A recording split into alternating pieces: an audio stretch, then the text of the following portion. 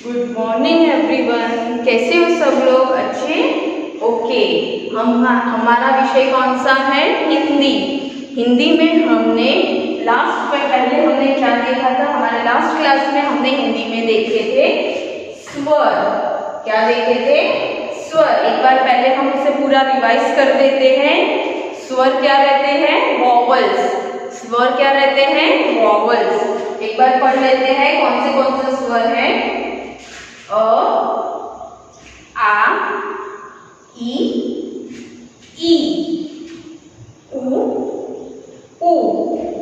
रू, ए, ओ, औ, ये हमारे 13 प्रकार के स्वर है जो आप इस तरह लाइन में ही आपको लिखना है। अ के बाद आ के बाद ई के बाद बड़ी ई, इसी प्रकार लाइन में लिखा जाता है ये सारे 13 स्वर। स्वर के बाद हमारा दूसरा जो टॉपिक है वो है व्यंजन। क्या है? व्यंजन। व्यंजन मतलब आप इंग्लिश में कॉन्सोनेंट होता है, कॉन्सोनेंट होते हैं ना, उसको बोलते हैं हिंदी में व्यंजन। क्या बोलते हैं? व्यंजन। उसमें सबसे पहला जो व्यंजन है वो है क। कौन सा है? क। इंग्लिश में उसको क्या बोलेंगे? के ए, क। के ए, क। क से कमल। क से कमल। कमल को इंग्लिश में क्या बोलते हैं पता है? लोटस। क्या बोलते हैं? लोटस। लोटस जो रहता है उसको हिंदी में बोलते हैं कमल।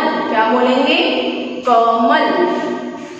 दूसरा क से क्या होता है? कबूतर। क से कबूतर। कबूतर मतलब पिजन। इंग्लिश में हम लोग पिजन बोलते हैं ना, पिजन को बोलते हैं कबूतर। आज हम लिखना सीखेंगे क किस प्रकार लिखा जाता है।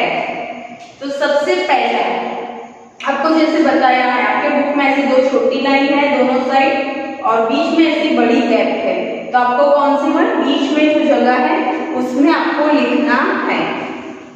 तो पहला स्टेप हमारा क लिखने में क्या रहेगा? सबसे पहले एक बीच में से स्टैंडिंग लाइन खींचेंगे। इसको क्या बोलते हैं? खड़ी रेखा। क्या बोलते हैं? खड़ी रेखा। उसके बाद वक्र रेखा जो है ना, आधा कर्व, ये आधा कर्व किया।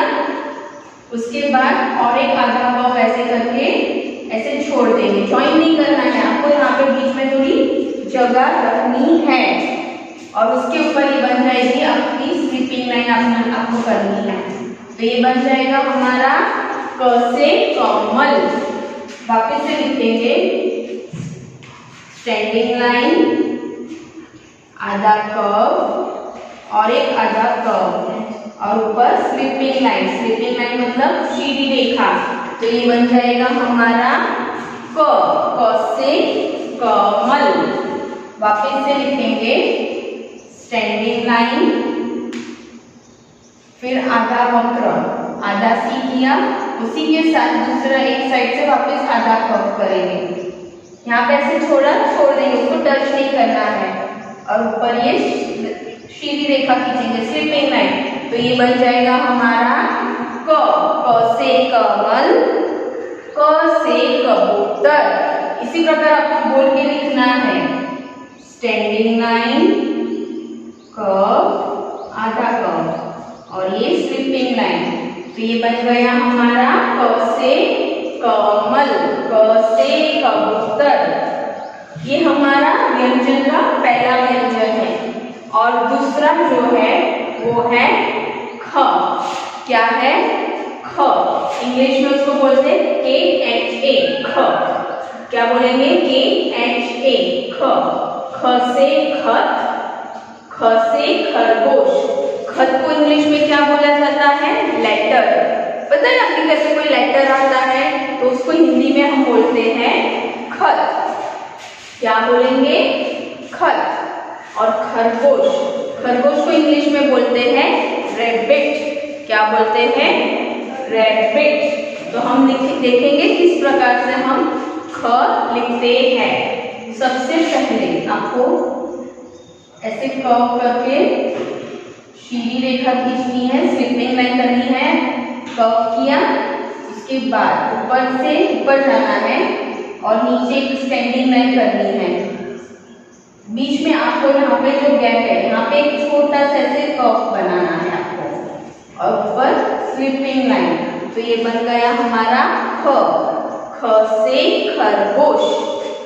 वापस से देखेंगे, पहले आधा कर्व, उसके बाद स्लैंट लाइन, ऊपर जाएंगे, वापस वही लाइन को नीचे से ऐसे स्ट्रेट खींचेंगे और बीच में यहाँ पे जो जगह है ऊपर थोड़ा जगह छोड़ के ऐसे उल्टा कर्व बना देंगे।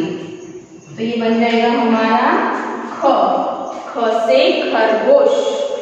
वापस से एक बार लिखेंगे, ख, स्टैंडिंग लाइन नीचे ऐसे यहाँ से कर्व और ऊपर स्लिपिंग लाइन। ये बन गया हमारा ख से खरगोश। वापस से कर्व, ऐसे नीचे स्लैंट लाइन, ऊपर जाएंगे, वापस उसको लाइन को नीचे खींचेंगे और ऐसे वो बना के ऊपर स्लिपिंग लाइन। तो ये क्या बन गया हमारा ख से खरगोश।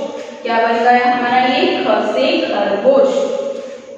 तो जैसे कि व्यंजन आज हमने जो सीखा है उसमें हमने दो प्रकार के दो व्यंजन देखे हैं। सबसे पहला व्यंजन है क, उसके बाद क्या है ख। क से कमल, ख से खर। ये आपको बोल बोल के आपकी बुक में प्रैक्टिस करना है।